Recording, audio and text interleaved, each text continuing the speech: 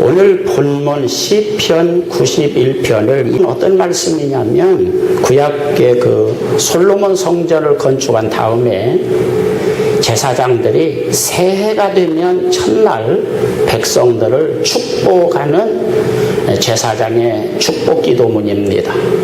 저는 이 본문을 가지고 별로 설교를 하지는 않았습니다. 왜냐하면 저는 복음, 구원과 영생과 하늘나라를 강조하는 신약의 근거를 둔 설교를 힘주어서 주로 해왔기 때문입니다.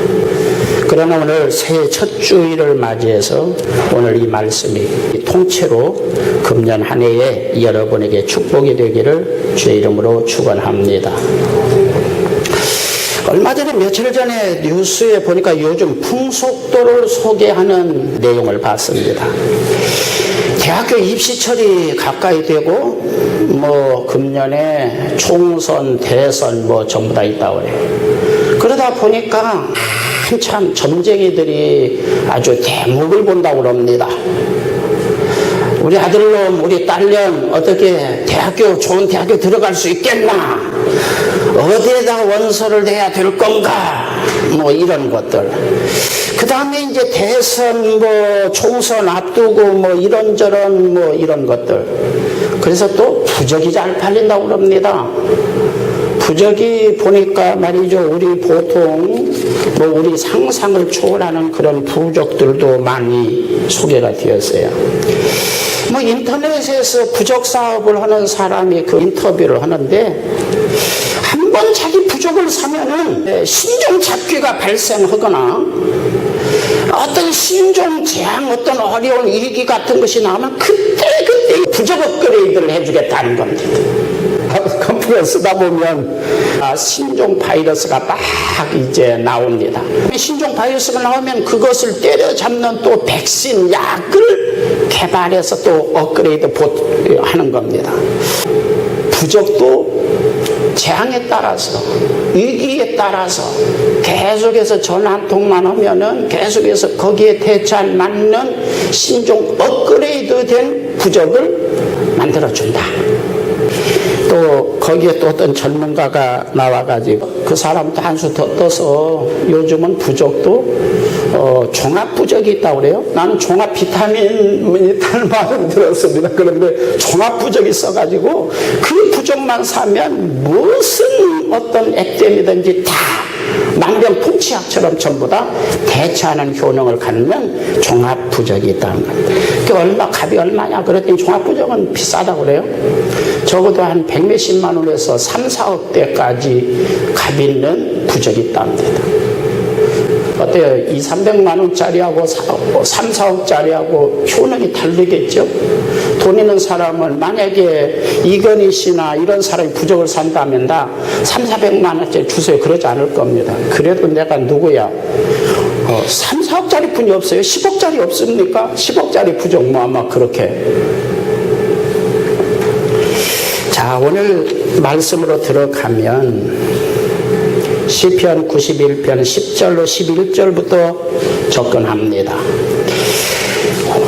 10절부터 11절을 다 같이 봅니다. 화가 내게 미치지 못하며 재앙이 내 장막에 가까이 오지 못하리니.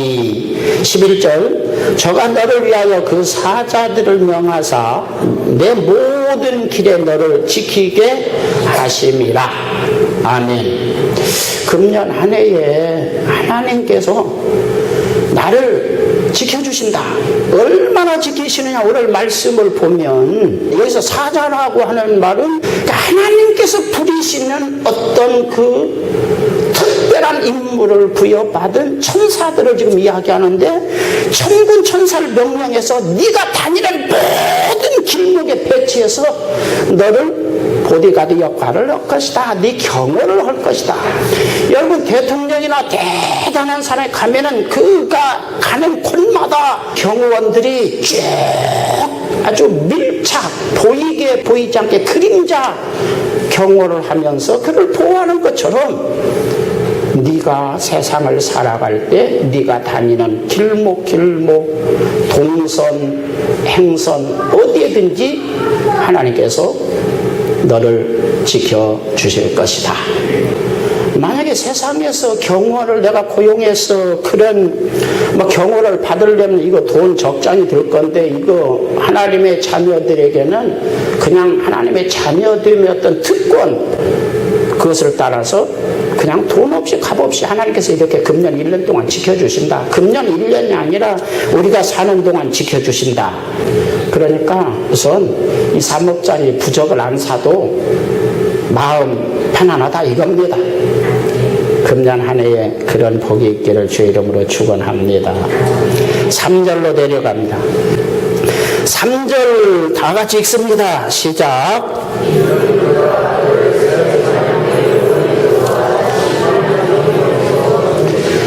거기 보면 새 사냥꾼이라고 그렇게 말했습니다. 새 사냥꾼은 마귀 사탄이고, 새는 누굽니까? 신자들을 지금 암시하고 있는 겁니다. 여러분, 현대에 있어서 경건한 그 기독교인이 되도록 많은 책을 쓴 C.S. 루이스, 여러분 나니아 연대기 그 영화도 한 2편 나왔잖아요.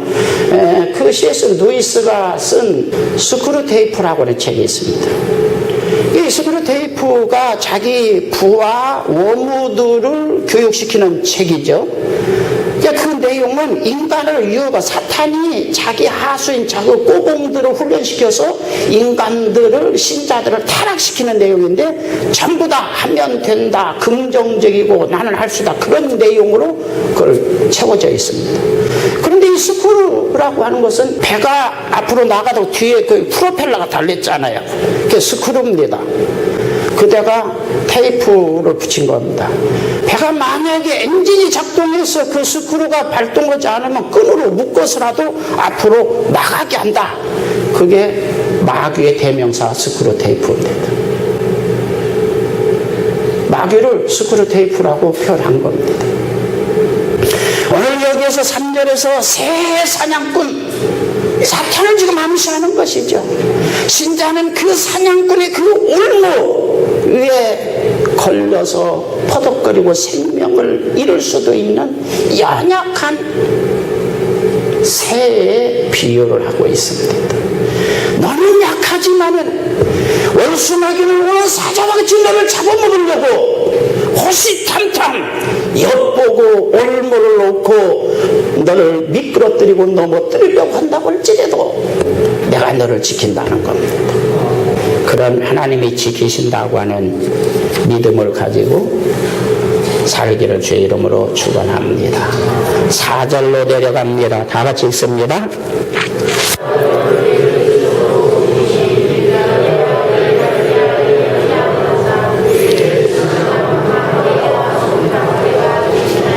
자, 이 말씀은 보호하신다고 되어 있습니다. 덤프리니라고 하는 거 보호.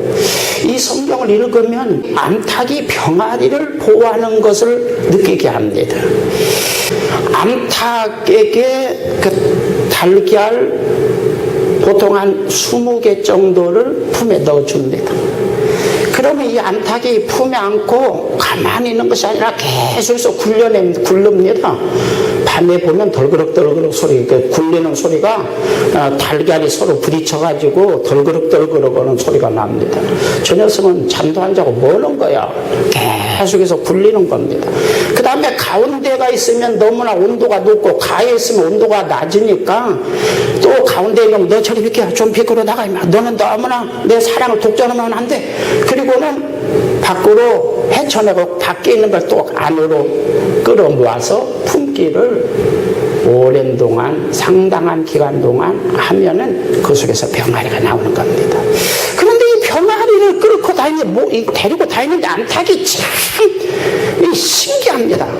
위험한 그 솔개 이런 것들이 보면, 저는 화전민촌에서 이제 닭을 좀 암탉을 키워본데, 솔개가 말이죠, 빨리 떠서 빙 멀리서 쓱 돕니다. 이렇게 돌다가 점점 반경이 좁아집니다. 좁아지다가 좀 그냥 45도 각도 정도 유지, 그냥 확 내려가서 그냥 딱 채가지고 그냥 날아가는 겁니다. 그런 그 병아리는 죽은 겁니다. 근데 병아리들이 분명히 주의력이 없잖아요. 조그마한 애들을 말하자면 철부지 같은 애들, 주의력이 없고 집중력이 없으니까 엄마가 교육을 시킵니다. 내가 꼭꼭꼭꼭 하면 위험이 신은 줄 알고 너는 잽싸게 너희들은 내 품으로 달려와야 된다. 뭐 지렁이든지 아무리 좋은 거 먹을 것이 있더라도 아무리 뭐 놀기에 정신이 없더라도 내가 꼭꼭꼭꼭 하면 이건 예비 신호고 꼭꼭꼭꼭 하면 긴박한 비상사태니까 너희들은 그냥 잽싸게 내 품으로 기어들어와야 된다. 여러분 병아리 앞으로 보십시오. 꼭 신호를 걸어서 꼭꼭꼭꼭 위험하면요 암탉이는 꼭꼭꼭꼭꼭 그러다가 그 보면 꼭꼭꼭꼭 그러면 병아리. 그런데 이 조그마한 병아리 교육을 어떻게 그렇게 암탉하고 신호가 맞도록 이렇게 하도록 교육을 시켰는지 그 나는 참 그거 참 뭐 밤에 잠자면서 그 교육을 시켰는지 본능적으로 꼭꼭꼭꼭 하면 이건 위험신호다. 그 다음에 그 맛있는 것이 있다고 부르는 또 그 부름의 신호도 각각 다릅니다. 어떤 어미의 목소리, 어미의 신호, 위험 신호를 어머니한테 교육을 받았는지 안 받았는지 나는 그것까지는 확인하지 못했는데 아주 신호가 통하는 약속된 신호를 가지고 있습니다. 엄마가 병아리들을 교육시키는데 야 내가 꼭꼭꼭꼭 아무리 큰 소리로 외쳐도 너무 빨리 가면 내 위험 신호가 니네들 귀에 안 들릴 수 있어. 그러니까 항상 내 꼭꼭꼭 위험 신호를 내가 발신할 때 그 위험 신호가 니네들 귀에 들릴 만한 거리 안에서 너희들은 활동해라. 이것이 성도들에게 요구하는 하나님의 요구십니다. 하나님께서는 우리에게 말씀을 통해서 계속해서 또는 성령의 역사를 통해서 우리에게 위험한 일이 있을 때 너 너무나 멀리 가면 너는 다시 돌아올 수 없다. 너는 너무나 멀리 가면 마귀의 밥이 될 수밖에 없는 것이다. 너 조심해라. 경고를 발송해도 그 경고가 우리 귀에 들리지 않는 사람은 그 사람은 조심해야 됩니다. 마귀의 밥이 될 수 있습니다. 우리가 세상을 살아갈 때에 이 세상은 우리의 나라가 아니에요. 이 세상은 나그네 길입니다. 우리를 둘러싸고 있는 모든 환경이 신앙적이라고 말할 수 없어요. 심지어는 교회까지도 하나님의 뜻하고 일치하느냐 안 하느냐는 그것은 여러분들이 생각해 봐야 될 일입니다. 그 속에서 하나님의 기록된 말씀, 그 말씀을 정확히 이해하고 하나님의 부르심, 하나님의 경고가 여러분 귀에 들리기를 주의 이름으로 축원합니다. 그리고 그 경고가 있을 때 얼른 주님 품 안으로 파고들어서 주님의 사랑을 공급받고 주님의 은혜를 공급받고 주님의 말씀을 공급받고 능력을 공급받고 성령의 강력한 역사와 은혜를 힘입는 여러분들이 되기를 주의 이름으로 축원합니다. 6절을 봅니다. 6절 다 같이 봅니다. 시작. 어두울 때 퍼지는 전염병과 밝을 때에 닥쳐오는 재앙을 두려워하지 아니하리로다. 그래서 재앙을 두려워하지 않는단 말은 하나님을 믿고 내 마음이 평안하다 이겁니다. 그것 때문에 벌벌 떨어서 구더기 무서워서 장 못 닦는 사람처럼 그렇게 하지 않는다는 겁니다. 세상에는 여러 가지 이런 재앙, 이런 환난, 이런 병, 이런 문제, 저런 문제가 많이 있지만 그거 무서워서 구더기 무서워서 장 못 닦는 사람처럼 그렇게 하지 않고 이 세상을 하나님께 맡기고 담대하게 사는 어떤 사람이 되도록 하신다고 하는 보증서입니다. 엊그제 뉴스 중에 이런 29일날 뉴스에 이런 거 나왔어요. 우리나라 평균 연령이 조금 있으면 81세가 된다 이죠. 81세 정도 되면은 암에 걸릴 확률이 평균 몇 퍼센트래요? 그 뉴스 보신 분들? 안 봤어요? 36%. 유수집 집사님 보셨네? 뉴스에 그거 나왔어요. 남자는 또 조금 더 높대요. 몇 퍼센트요? 37%랍니다. 그러면 3명 중에 1명은 이거 암에 노출된다. 이거 평균치로서. 대한민국 KBS 뉴스에서 허튼 소리 하진 않았을 거예요. 이거 암이라는 병이 어때요? 겁나요? 겁 하나도 안 나요? 어때? 암이라는 거 어떻습니까? 겁나 안 나? 이거 무지무지고 호랑이보다도 겁납니다. 뭐 사자가 무섭고 호랑이가 무섭다고 해도 그거 이제 내가 사는 동안 한 번도 사자 정면을 맞닥뜨릴 게 없어요. 어쩌면 내가 이 땅에 사는 동안 사자나 호랑이하고 맞닥뜨릴 확률은 1%도 안 됩니다. 그러나 통계적으로 볼 때 암과 우리가 만날 확률은 36%, 37%다 이겁니다.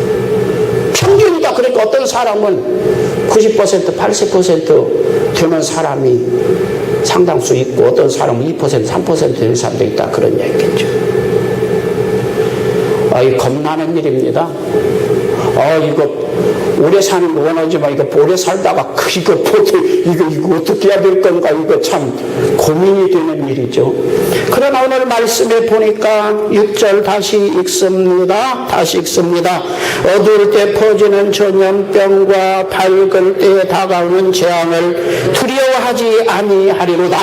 그 다음에 따라서입니다. 하나님께서 지키실 거니까. 한번 옆에 사람하고 인사합시다. 하나님께서 지켜주신대. 염려 붙들어 놔. 뭐 그런 말씀이죠. 이게 그런 보장이 여러분에게 작동하는 그런 한 해가 되기를 제 이름으로 축원합니다. 7절로 넘어갑니다. 다 같이 읽습니다. 시작.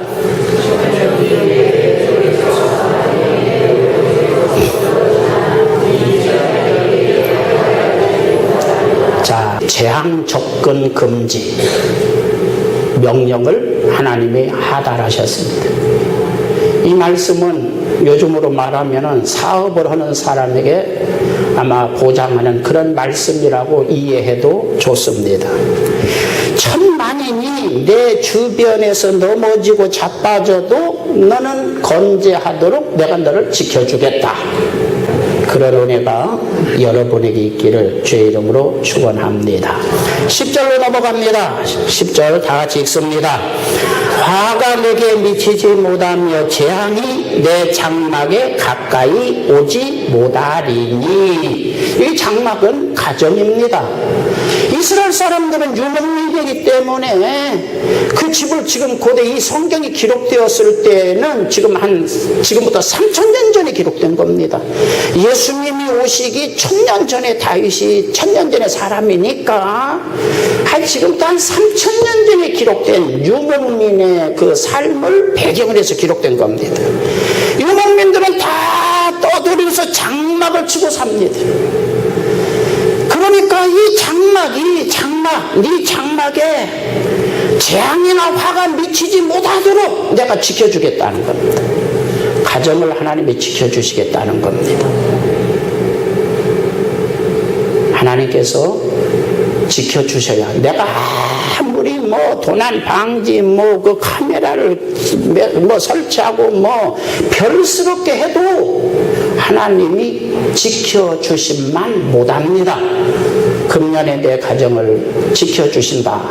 하나님의 약속한 말씀, 그 약속이 여러분에게 유효하기를 주의 이름으로 축원합니다. 아이들은 자녀들 요즘 학교 다니는 것도 걱정이에요. 요즘 뉴스에 아주 막 계속해서 나오는 게 뭡니까?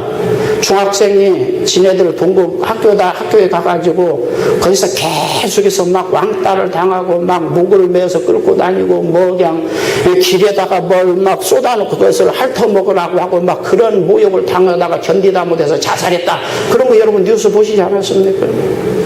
또 중학생 자기 초등학교 동급생 중학생이 여자친구 아이를 어디로 끌고 가서 윤곽을 했다. 그런 것도 요즘에 신문에 나오는 이야기입니다. 세상이 어지럽습니다. 이게 중학생이 이건 아주 뭐 그냥 무시무시한, 아주 뭐 옛날엔 고등학생이나 뭐 청년들이 무서운 줄 알았더니 요즘 중학생들이 무서운 시대입니다. 이런 세상에서 하나님께서 내 자녀들을 지켜주시고 내 남편을 지켜주시고 내 아내를 지켜주시고 하나님께서 눈동자같이 지켜주시는 그런 은혜가 정말 필요합니다. 이래이 내가 따라다니면서 등하교 시키고 지켜서 데려오고 이런 것도 어쩌면 우리가 필요하지만 하나님이 지켜주시는 것이 더 안전한 줄로 믿습니다. 그런 하나님의 지키심이 여러분 가정에 있기를 주의 이름으로 축원합니다. 그 다음에 그러면 중요한 건 뭐냐? 어떤 사람을 지키냐는 겁니다. 신자라고 다 신자냐? 신자다워야 신자죠. 한번 옆에 사람하고 인사합시다. 신자라고. 다 신자 아니요. 신자다워야 신자지. 그렇죠? 여러분 교회 다니니까 신자라고 여러분은 자부심을 가질는지 모르지만 안 해요. 하나님도 그렇게 보시고 나도 그렇게 봅니다. 다만 제가 여러분이 시험 들까 봐서 인간관계 이런 상 그냥 점잖하게 완곡이 이야기를 할 뿐이지, 저도 나는 하나님의 종이라는 말을 자주 하죠. 하나님의 종이라는 것은 하나님과 동일한 시각을 가지고 있다는 것이 하나님의 종입니다. 목사 직분을 가졌다고 하나님의 종이라는 것이 아니라 하나님과 동일한 가치관과 시점을 가지고 있다는 겁니다. 그게 하나님의 종이에요. 저는 하나님과 동일한 가치관을 가지려고 노력하고 하나님과 동일한 눈을 가지려고 기도하는 겁니다. 다른 기도는 별로 내 중심 기도가 아닙니다. 그 눈으로 성경을 보고 그 눈으로 성경을 해석하는 것이 제가 가장 힘쓰는 일입니다. 신자라고 사람들이 부른다고 다 신자가 아니고 하나님 앞에 신자다움이 있는 사람이 신자입니다. 깨닫기를 바랍니다. 좀 생각하기를 바랍니다. 좀 느끼기를 바랍니다. 오늘 그럼 하나님은 어떤 사람을 지키느냐? 1절로 넘어갑니다. 다 같이 읽습니다. 시작.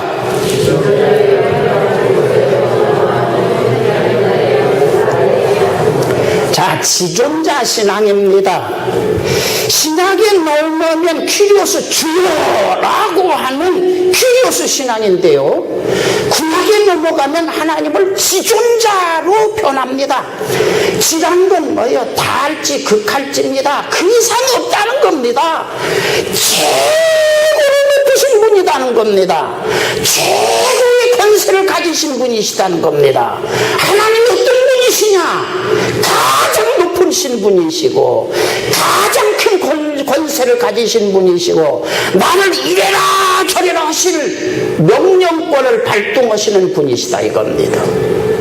나는 그 하나님 앞에 서 있으면 그냥 나는 왜 이렇게 작아지는가가 아니라 나는 그 앞에 서면은 오직 아니오의 차이는 1%도 없고 예만 해야 되는 100% 순종만이 가능한 그런 지존자시다. 하나님을 어떻게 인식하고 우리가 신앙생활하는가가 굉장히 중요합니다. 신앙은 전 코스에 들어가면 하나님 앞에 1%도 아니할 자유는 없습니다. 그게 신앙입니다.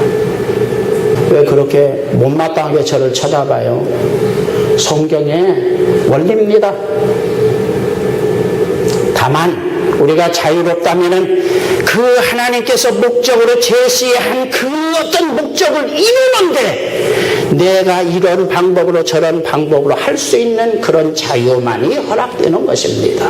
오늘 우리들은 인본주의 시대에 사람을 존중하는 시대에 살다 보니까 이 교회 신앙이 그것이 흐트러졌기 때문에 지금 신앙이 다 흐트러진 겁니다. 오늘 그것을 좀 바짝 좀 죄이기를 제 이름으로 부탁합니다. 옆에 사람하고 한번 인사합시다. 나사를 좀 줍시다. 이거 풀어진 거 이거 신앙 아닙니다. 좀 죄기를 바랍니다. 하나님은 어떤 분이시냐? 지존자. 신약에서는 주여 퀴리오스다, 왕적인 권세를 가지고. 예수는 그 시대에 성경에 기록된 그 시대에는 노예가 있는 시대였습니다. 둘러쓰기. 요즘 우리가 종이라고 하는 말은 성경 헬라 원어에서 둘러스를 쓰는 겁니다. 주라고 하는 말은 퀴리오스를 쓰는 겁니다.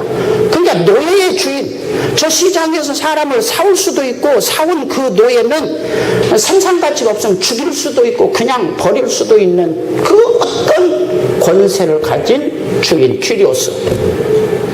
그러나 우리 하나님 어떤 분이세요? 우리를 사랑하시는 그런 사랑을 가지신 주인이시다 이겁니다. 내 모든 필요를 미리 선제적으로 아시고 채우시고 배려하시는 그런 주이시다. 그런 퀴리오스시다. 그런 하나님이시다. 이렇게 말씀합니다. 그 하나님의 인격을 믿고 하나님을 존중하고 높이고 순종하는 사람, 지존자의식, 이런 믿음이 있는 사람에게 하나님은 지금 여러 가지 약속한 그 축복을 베풀어 주시겠다. 그 신앙이 굉장히 중요합니다. 그 신앙이 여러분에게 있기를 주의 이름으로 축원합니다. 그 다음에 은밀한 곳이라고 하는 거, 이 은밀한 곳이라고 하는 것은 사실은 사랑의 거리를 말하는 겁니다. 말하자면 이 왕은 그 정무를 보는 금정전이 있어요. 이시조선에 와서 왕이 집무하는 집무실을 금정전이라는 겁니다. 글로 이런다고 할 때 금자에다가 정사정자를 써서 어떤 금정전. 그 다음에 왕궁은 저 아늑한 곳에 뭐가 있냐면 교태전이라는 곳이 있습니다. 사기를 교차죠. 그래서 왕과 왕후가 사랑을 나누는 그런 어떤 곳을 교태전이라고 말합니다. 지금 여기에서 지금 은밀한 곳이라는 것은 하나 왕이신 주권자신 지극히 높으신 절대자신 하나님과 깊은 관계를 맺는 사람, 사랑의 관계를 맺는 사람, 네 것 내 것이 없이 따질 것이 없이 어떤 깊은 관계, 사랑의 관계를 맺는 그런 사람을 지금 표현하고 있는 겁니다. 그러니까 하나님을 무지무지하게 높으신 아주 절대자, 지존자로 믿는 것과 함께 그 하나님과 정말로 마치 깨가 쏟아지는 부부처럼 밀착된 사랑의 관계를 가지고 있는 사람, 이런 사람을 하나님은 물어볼 것도 없이 축복하신다. 물어볼 것도 없이 따질 것도 없이 보호하시고 지키신다. 이런 약속을 하신 겁니다. 하나님과 좀 사랑과 사랑의 깊은 관계를 맺기를 주의 이름으로 축원합니다. 다시 14절로 내려갑니다. 자, 읽습니다. 시작.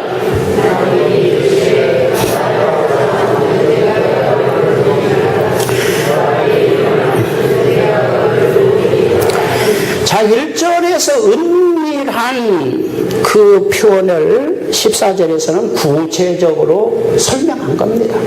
저가 나를 사랑한 즉. 그런데 이 사랑한 즉이라고 하는 이 단어가 굉장히 재밌는 단어입니다.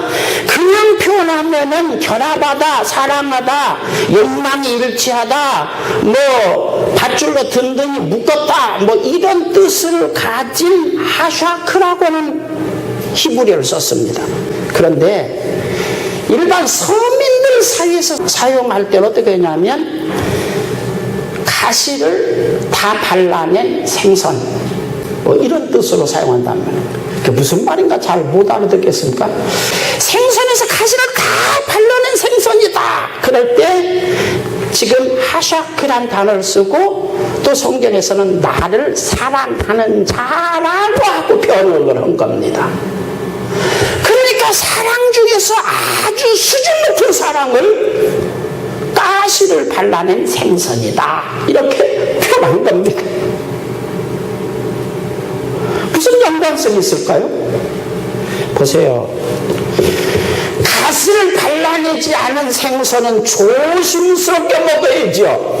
이게 언제 가시가 목구멍에 걸릴런지. 그래서 조심스럽게 씹을 때도 조심스럽고 그 서로 살살 살펴가면서 탐색하면서 생선을 먹어야 됩니다. 생선 먹으신 분 그렇죠? 그런데 엄마가 생선을 가시를 다 골라냈어요. 아주 자상한 아내가 가시를 다 골라냈습니다. 그건 그냥 안심하고 우적우적 먹어도 괜찮다 그 이야기입니다. 다시 말하면 하나님을 사랑하는데 하나님이 그냥 신경 안 써도 그냥 또는 하나님의 말씀에 의해서 내가 찔리지 않는 거칠 것이 없는 그런 사랑이죠. 안심 하나님과 관계에 있어서 하나님이 뭐라고 말씀하셔도 이해하고 자기 자신을 돌아보고 뭐 하나님이 나를 때렸느니 어쨌느니 그따위 그냥 펄떡펄떡하는 찌르고 상처받는 그런 사람이 아니다 이겁니다. 여러분 가끔가다 그래요. 저 사람이 말이야 나를 상처를 줬다 찔렀다 뭐 그러니까 사람 없다. 그것은 여러분 기억하십시오. 그것은 그 사람이 가시라는 이야기입니다. 마음이 가시가 없는 사람, 사실은 제대로 된 신자는 상대방의 그런 것에 대해서 신경 쓰지 않습니다. 상대방이 뭐 인사를 하든 친절하든 뭐든 그냥 통과. 하나님 뭐 믿음 하나님의 사랑으로 내가 뭐 더 사랑하면 되는 것이지 그냥 통과 넘어가는 것이죠. 지가 까다롭고 가시 같으니까 뭐 누가 찔렀느니 누가 핥혔느니 누가 어쨌느니 그런 이야기를 하는 겁니다. 사실은 자기 자신을 폭로하고 있는 겁니다. 신자들 보십시오. 은혜가 있는 사람, 이런 사람은 그런 이야기 하는 사람 없어요. 그 사람 그런 말을 했나? 나는 전혀 모르겠던데. 그것도 몰랐어요? 내가 그냥 막 찔러도 핥혔잖아요. 그런가? 듣고 보니까 그런 것도 같으네. 여러분, 이것을 반사라고 말합니다. 심리학적인 어떤 용어로서는. 자기 자신 속에 있는 것을 사실은 드러내고 있는 겁니다. 우리가 인간관계에서 남편이 나쁘다. 아니요, 지가 나쁜 거예요. 어떤 사람이 이런 이야기 했어요. 이사를 왔는데 어떤 젊은 사람이 이사 왔는데 그 큰 정자나무 밑에서 노인네들이 장기를 두고 있습니다. 그 젊은이가 쉬는 거예요. 거기에 앉으면서 할아버지 이 동네 좀 살기 좋은 동네인가요? 그렇게 물어봤습니다. 그랬더니 그 할아버지들이 글쎄 자네가 그 전에 살던 동네는 어떤가? 그놈의 동네 아주 사람 살 건 못 되었어요. 그러니까 이 동네도 사람 살 건 못 되네. 그러더라는 겁니다. 조금 있다가 또 어떤 청년이 또 멀리까지 이제 이사 수레를 끌고 오다가 땀이 나니까 털썩 앉으면서 할아버지 이 동네 살기 어때요? 인심 어때요? 그랬더니 그 전에 자네 살던 동네는 어땠나? 우리 동네 너무 좋았어. 인심도 좋고 그런데 제가 직장 따라서 여기 이사 왔는데 그랬더니 이 동네 물어볼 것도 없네. 이 동네도 좋은 동네요. 그러더란 겁니다. 네가 어떤 사람이냐가 인간관계를 좌우하는 것입니다. 우리는 그것을 모르니까 자꾸 뭐 책임 전가를 자꾸 하는 건데 그건 회개도 되지도 않고요. 반성도 되지도 않고요. 전혀 사람이 고쳐지지 않습니다. 하나님 관계에 있어서도 가시를 다 발라낸 생선. 하나님 뭐라고 말씀하실까? 하나님 고마워요. 책망하면 때리면 때려주시니 감사합니다. 내가 무엇이간데 이 많은 사람 중에 내 행동을 주시하셨다가 관심 가지시고 나 잘 되라고 이렇게 때려주시니 감사합니다. 할렐루야. 이런 어떤 신앙, 가시를 다 발라낸 생선 같은 것을 사랑이라고 표현한 겁니다. 할렐루야. 부부간에 되어 가시를 다 발라낸 생선처럼 되면 행복할 겁니다. 그러나 그냥 콕콕 찌르고 가끔마다 그래가지고 항상 말할 때도 조심하고 저 또 남편이 이 말하면 또 그냥 또 꼬투리 잡는다 하니까 또 뭐 이렇게 그냥 아주 살얼음을 걸으면서 사는 건 행복한 가정이라고 말할 수 없습니다. 사랑이란 말은 히브리어 하샤크는 생선에서 가시 다 발라냈다. 얼마나 못 있는 표현인지 모릅니다. 한번 옆에 사람 인사합시다. 당신 가시 다 발라내수? 여러분 속에 가시가 다른 사람이 나를 찌르는 것이 아니라 사실은 당신의 가시가 다른 사람을 찌르고 있는 것입니다. 가시를 다 발라내어서 정말 상대방 목에 걸려가지고 쾌쾌거리게 하지 않는 그런 사랑, 그런 사랑이 여러분에게 있기를 주의 이름으로 축원합니다. 하나님께서는 우리를 독생자까지 아끼지 않고 우리를 위해서 내주신 분이십니다. 나도 이것저것 따질 것 없이 아낌없이 정말로 하나님의 뜻이라면, 하나님의 정말 사랑이라면, 하나님이 요구하시는 것이라면 이해하고 가시 없는 그런 순종, 그런 신앙생활을 할 수 있기를 주의 이름으로 축원합니다. 15절 봅니다. 15절 다 같이 읽습니다.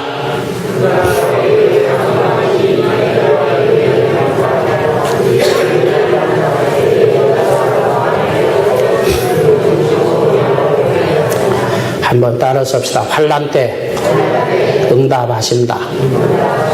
그러니까 평소에는 뭐 그런데요, 우리가 어려운 일을 당할 때, 죽을 고비를 당했을 때 하나님 앞에 기도하면 하나님은 응답하신다. 하나님의 응답을 믿기를 주의 이름으로 축원합니다. 그래서 정말 마치 119 전화를 돌리면 119 구조대원이 사이렌을 불면서 아주 그냥 득달같이 다가오는 것처럼, 정말 우리가 어려운 일을 당하고 위기를 당했을 때 하나님 앞에 간구하면 하나님께서 119 출동을 하시는 것처럼 아주 출동하시는 그런 사람이 되기를 주의 이름으로 축원합니다. 그것은 일적으로 돌아가야 됩니다. 하나님을 누구로? 아주 지존자로 믿고 하나님과 어떤 사랑의 관계, 은밀한 것, 그것을 구체적으로 설명한 것은 가시가 없는 생선처럼, 다 발라낸 생선처럼 하나님과 뭔가 껄끄러움이 없는 사랑을 가지고 있는 사람에게 기도하면 응답하신다. 그런 한 해를 살기를 주의 이름으로 축원합니다. 그 다음에 16절로 내려갑니다. 이 마지막 끝부분입니다. 다 읽습니다. 시작.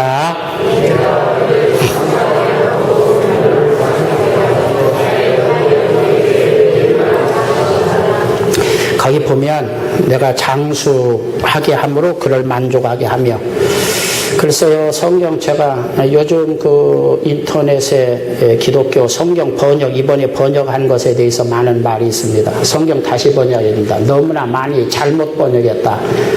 제가 수없이 여러분들에게 지적하는 건데, 지금 요즘 우리나라에서 가장 그전 성경이 틀린 곳이 한 7,000군데 된다는 것을 구체적으로 날마다 떠든 분이 장신대 대학원장 지낸 나채원 교수입니다. 이번에 우리가 가지고 있는 성경 전문 책임 번역위원을 하신 분이 그 나채원 건데, 그분도 나중에 다 한 다음에 이거 보고 막 사람들이 뭐 이런저런 사람들이 이야기하는 거, 이것도 틀린 것만 연구하는 거 지적하는 그 강아무개 목사가 들이댄 걸 보고, 이거 큰일 났다. 이렇게 잘못 성경을 번역했나? 이거 큰일 났네. 다시 번역했는데 큰일 났다. 그렇게 말한 것들이 지금 책으로 나온 겁니다.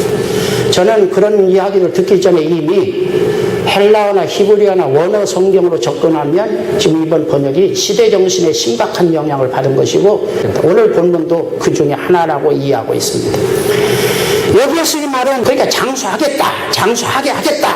그리고 그 다음에 사는 동안 오래만 사느냐, 먹고 마시는 거 부족함 없이 건강하게 내가 채워줘서 오래 사는 동안 건강하고 먹고 마시는 것이 어렵지 않도록 잘 먹고 잘 살도록 그런 축복을 주겠다.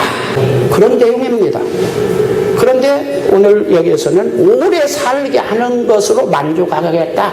그렇게 번역을 하니까 지금 우리는 지금 전문가가 아니면 여러분들은 그렇지만 우리 지금 이 성경 원본 히브리어나 헬라어를 저 같은 경우는 지금 따지는 거거든요. 그런데 이 번역은 상당히 그렇게 번역할 수도, 뭐 내가 아주 히브리 헬라어에 능통한 사람은 아니니까 그렇게 번역할 수도 있지만 제 지식을 사전을 총동을 해서 봐도 그렇게 번역하면은 조금 미흡하다. 내가 너를 장수하게 하겠다. 그러나 장수한데 오래 사는데 치매 걸리고 똥오줌 싸고 중풍 걸리고 그렇게 해서 오래 사는 건 축복이 아니니까 건강해서 오래 살게 하겠다. 오래 살고 건강하는데 그냥 끼니가 간데 없어가지고 아들놈이 그 생활비도 안 보태주고 그래가지고 날마다 그냥 이거 먹을 것이 없어서 그냥 굶주리면서 오래 사는 거 이것도 지옥입니다. 지옥 중에 제일 극심한 지옥이 아귀도입니다. 배고픔을 견디지 못하는 지옥이 가장 처참한 지옥이에요. 오래 사는데 먹을 것이 없어가지고 그냥 다 껄껄거리고 어디 가서 먹을 것 있나 남사스럽게 이거 채신머리 없이 그렇게 오래 살도록 하지 않겠다. 너는 장수의 축복을 주는데 건강과 먹고 마시는 것이 풍족하도록 네 남은 노년이 행복하도록 내가 축복하겠다. 앞으로 크리스찬들은 이 복을 좀 받아야 될 것 같아요. 수명가 자꾸 길어지는데요. 이제 자꾸 자식놈들은 부모 모시기가 굉장히 어렵다. 그런데 오늘 16절의 복을 좀 받기를 바랍니다. 웃어요? 우습습니까? 정말 16절의 복이 정말로 시크한 시대입니다. 너로 하여금 장수하게 하고 이 땅에 사는 동안 건강하게 하고 네가 필요한 네가 행복하는 데 필요한 모든 먹고 마시는 것을 만족하게 하겠다. 할렐루야. 아멘. 그 다음에 보이리라 그 말씀도 설명하고 넘어가겠습니다. 이 보이리라 나란 말은 경험시킨다는 말입니다. 눈에 보인다, 보이게 한다 그런 말보다 경험시킨다, 체험하게 한다. 그런데 이 말은 굉장히 깊은 의미를 가지고 있어요. 이런 것과 같습니다. 눈앞에 알짱거리게 한다. 그렇게 번역하는 것이 더 정확한 번역일는지 모르겠어요. 나이가 들면은 사람이 늙죠? 다 늙어요, 안 늙어요? 여러분, 제가 흰머리 있고 머리가 요즘은 잠잘 때 모자 쓰고 잔다니까요. 제 방 서재가 추워가지고. 그런데 잠잘 때 모자, 평소에는 모자 안 쓰고 있다가 잠잘 때 모자 쓰고 자는 사람 한번 생각해 보세요. 희극이지. 요즘 왜 이렇게 막 머리가 아프고 감기에 잘거나 그랬더니 잠잘 때는 그 체온이 낮아지니까 그래서 그런 것 같아서 모자를 썼더니 한결 머리가 가쁘는 것 같아요. 지금처럼 옛날에도 제가 30대도 이렇게 생긴 거 아니에요. 제 의심하는 사람이 있으면 제가 30살 때 찍은 사진 보여드릴게요. 머리가 새카맣게 여기까지 아주 미남이었습니다. 가끔마다 사람들은 제가 태어날 때부터 이렇게 머리가 없는 줄 생각하는데 그건 착각입니다. 사람 늙습니다. 늙으면 치매도 오고 건망증도 생깁니다. 판단력도 흐려집니다. 우리가 구원받은 사람으로서 이 구원이나 영생 우리 생활하고는 별로 깊은 관계를 가지고 있잖아요. 우리 생활 환경에 몰입하면은 구원과 영생과 반대되는 어떤 육적인 세계가 열리고 맙니다. 그래서 이 육적인 세계, 세상이라고 하는 환경 속에서 살다 보면은 건망증 심하고 치매가 있고 막 이러다 보면 분별력 없으면 정말로 구원의 원리, 복음의 원리, 영생 이런 복음이 신앙이 희미해지고 눈앞의 것만 우리가 집착하게 된단 말이에요. 그래서 하나님께서 어떻게 말씀하냐면 우리가 잃어버릴 만하면은 구원, 복음, 영생을 눈앞에 흔들면 야야 이거 봐 이것이 중요한 거 이거 그렇게 해서 우리로 하여금 구원과 영생을 잃어버리지 않도록 하늘나라를 잃어버리지 않도록 그렇게 하겠다 그런 뜻입니다. 늙은 사람이 꼭 필요한 은혜입니다. 이거 건망증 심하고요 조금만 손에 든 것도 찾는다니까 손에 들고 어머니 아버지 손에 지금 있잖아요. 그 뭘 그렇게 찾으세요? 안방, 뭐 건너방, 뭐 골방. 제 서재 오면 뭐 아주 막 그 미로 같잖아요. 막 제 서재는 뭐 차가운 거 찾기도 힘듭니다. 딱 연필도 귀자리에 저는 습관이 뭔 어디다가 아주 나들이 거기에 놓지 않으면 못 찾는 거예요. 그런데 나이 들면 더 건망증 심해가지고 말이지 이거 곤란하단 말이죠. 네가 힘든 다음에 구원이 유효하도록 구원의 복음 영생의 복음을 잃어버리지 않게 네 눈앞에서 달랑달랑해서 너로 하여금 깊이 있고 구원받게 만들 것이다. 이와 같습니다. 아기 돌 사진 찍을 때 보셨죠? 돌잔치하고 돌 사진 찍잖아요. 그런데 사진사가 사진을 하는데 요놈이 계속해서 딴전 피우고 까불고 합도하면은 사진사가 어떻습니까? 이상한 그 사진사가 까꿍 해서 시선을 끄는 겁니다. 그때 딱 초점을 맞추지 못하면 또 막 애를 쓸 때 옆에서 빨리 찍으세요. 바빠요. 옆에 있는 사람이 막 재촉하든 말든 당신은 주인공 아니에요. 빠질 땐 빠져. 그리고는 시간이 얼마 가든지 간에 바쁘다 하든지 말든지 간에 제대로 된 사진사는 어때요? 그 갓난아이 돌쟁이 아이하고 돌쟁이 아이가 제대로 된 모습을 가지고 초점이 맞는 눈이 찍힐 때까지 그냥 별 까꿍하고 별짓을 다 해서 시선을 집중시키는 겁니다. 하나님께서 그렇게 하신다는 겁니다. 우리가 구원받는 데서 구원의 복음 영생을 보면서 한눈 팔고 먹고 살고 이 자식 이런 데 딴 눈 팔면 까꿍 여기 봐 구원이고 이렇게 하셔서 그럼 기쁘고 구원에 이르도록 하신다. 할렐루야. 아들 독생자까지 죽여서까지라도 우리를 살리시려고는 하나님의 의지가 우리가 결정적인 순간 나이가 많을 때 노년에 건망증이 심하고 또는 분별력이 없는 그때에 더 하나님께서 예민하게 작동하셔서 구원이 유효하도록 역사하신다. 할렐루야. 저는 오늘 16절이 가장 눈에 습습니다. 이런 한 해가 금년이 되기를 주의 이름으로 축원합니다. 주의 은혜와 사랑을 감사합니다.